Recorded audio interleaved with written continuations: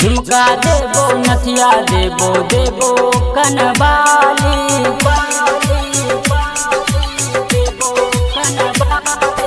झुमका देबो नथिया देबो देबो कनबाली तोरा बनैबो अपन घर वाली हेगे तोरा बनैबो अपन घर वाली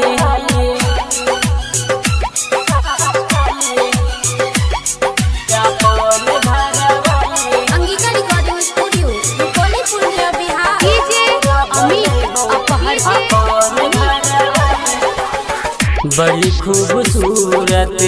देखे में लगई थी हरदम हमारा दिल में रही थी तोरा बिना एक पल गे रहलो न जाय छे एक पल दूर होई थी दूरी सहलो न जाय छे एक पल दूर होई थी दूरी सहलो न जाय छे काजर देबो पाउडर देबो देबो होठ लाली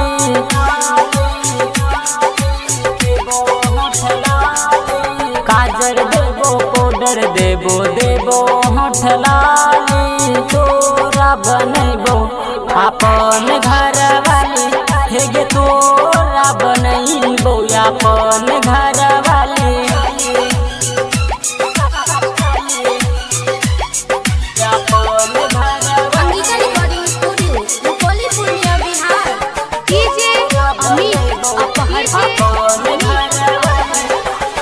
दीवाना से तोहर सपना सजैबो तोरा एक न एक दिन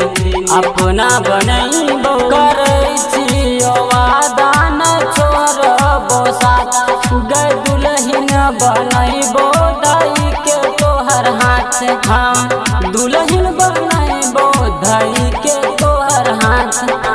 तोरा चलते बेच दिलिए भिंडी वाला बाड़ी